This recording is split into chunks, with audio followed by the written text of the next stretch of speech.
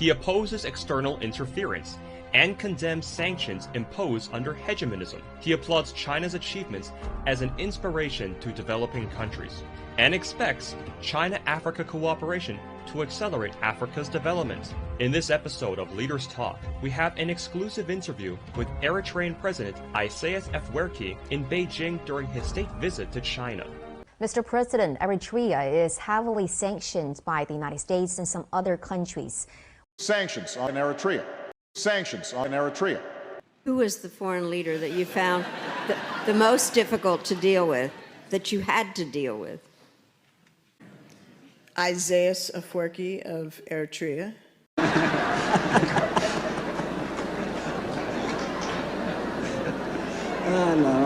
Mr. President, Eritrea is heavily sanctioned by the United States and some other countries. What do you think are the implications of those sanctions? And now it seems there's a tendency for some countries to label some developing countries as undemocratic and then use them as excuses to impose sanctions. How would you respond to that? It's the sick mind of hegemonistic powers. It's sick because why impose sanctions? What is the legality of imposing any sanction? What is the morality of imposing any sanction on any nation? It's a big question mark. It's not only sanctioning Eritrea, but sanctioning all those who uphold their independence and sovereignty. If they don't like you, they will impose sanctions. They will try to cripple your economies. They will try to incite conflict. They will try to destabilize and interfere. And they have no moral or legal high ground to come and intervene or even impose sanctions on any nation. Eritrea has been a victim of this because for the last 80 years, they have had their own fancy ideas about dominating Africa by regionalizing Africa into influence or centers of influence. And everyone who disagrees with their philosophy and their sick mind will have to be punished, punish and punish and punish, demonize, impose sanctions. We're fed up of this stupid idea of imposing your will on others' sovereign and independent choice and trying to keep their economies and try to create the disruptions here and there. One of the reasons for trying to create a rift between China and Africa is to promote their own agenda of dominance. And anyone who disagrees with them will have to be punished. For us, been a long experience, we've been able to face this challenge and in solidarity with our partners in Africa, with China, Asia, Europe, Americas, definitely this defunct idea to me will be history no matter of one decade. Mr. President, give us an idea about what kind of impact has those sanctions made on the development of your country and also the livelihood of your people? No, it's not deniable. It does disrupt economic development here or there. It cripples abilities here and there.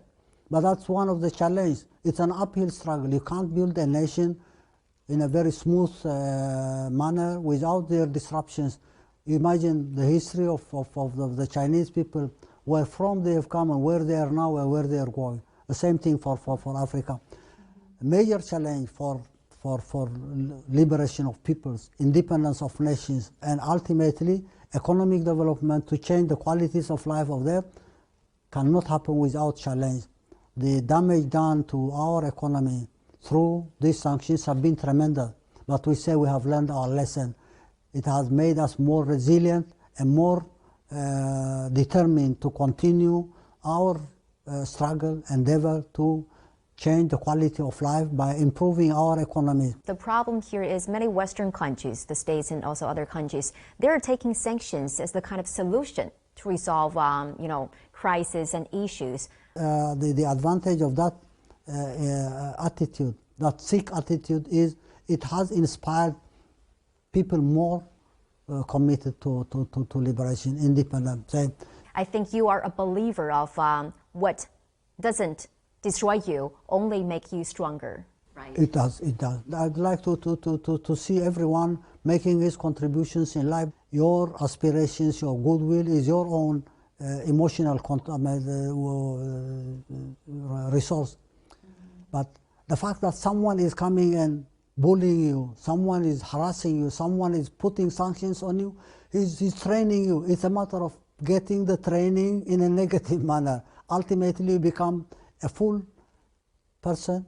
It's a learning experience for someone to go through these experiences. And you can't thank them definitely for their ugly attitudes, but definitely you have learned your lesson by going through the process of facing the challenge created by this dominating force. You have both sides of the coin. You have to see the advantage and the disadvantage. I could have done better without that, but I have learned a lot by their bullying attitudes and their sanctions that have crippled my ability to move forward. Mr. President, in 2021, Eritrea signed a MOU with China on Belt and Road Initiative. Well, this initiative was proposed by China, but the benefits has been shared by the world. But at the same time, I think you've heard some of the different voices, especially from Western media, which accuse China of spreading the so-called debt trap. So what's your response to these claims, and how do you understand the Belt and Road Initiative? If there is any debt trap, it's the responsibility of those nations in Africa who have mismanaged their economies. You can't go back and blame China for any mishap. If you are planning an economy, if you have resources to mobilize, if you have goals to achieve in any area or in any sector, definitely you will have to have the correct policies, and you have to have the institutional mechanism to implement this. China would be willing to support and help, allow governments to borrow money, but ultimately the management issue falls on the responsibility of the African side. Now, blaming China for debt traps is simply defaming the achievements and probably trying to create some rift between African and Chinese contributions in the solidarity that has achieved the economic development we see today.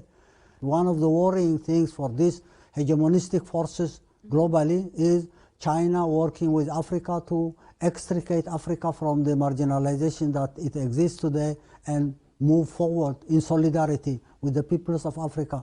If there are mistakes done by African government, debt traps will have to be managed by learning from mistakes and correcting the handling of the economies that have failed into this trap. Mr. President, those voices who are now seeing China's rise as a threat, not as an opportunity, how do you see those moves to contain China? In history and say the imbalances globally, conflicts here and there, world wars, and continuous confrontations have been the philosophies of many minorities who have tried to dominate. It's hegemonistic. It's dominating as an attitude to suppress peoples and nations and finally control or dominate global economy. It's been a misguided policy. It's a misconception of realities. It's misunderstanding of history. Now we see the future is very bright. The future is very bright because of Chinese achievement.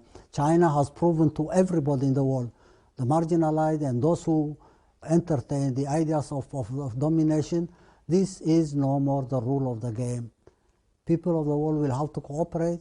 The new world order is an order of cooperation, complementarity, and working together. It's not a world order for domination or hegemony. Well, during the meeting yesterday, President Xi has said that Africa is a very promising land, and he also emphasized that given the current circumstances, it is more imperative than ever for China and Africa to enhance solidarity as well as cooperation. So, Mr. President, as the head of an African country, how do you think we can bring this bilateral relations between China and Africa to an even higher level? That's one critical challenge we see today.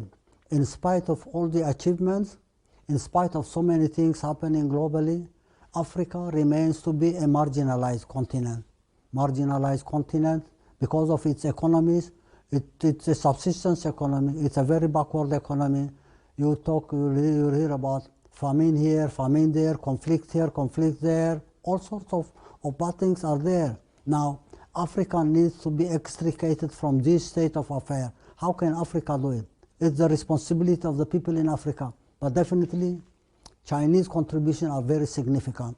For Africa to extricate itself what China has done the last few decades in transforming the reality of Africa is only a beginning. And hopefully, the solidarity between China and Africa will create a synergy that will accelerate the process of extricating Africa from marginalization. Ambassador فتحنا أوتي أسمع عن بات بريخ دمتي نقرني أقاول صحاي كتعرب دياخ تبرخ سماهاي Ambassador فتحنا أوتي أسمع عن بات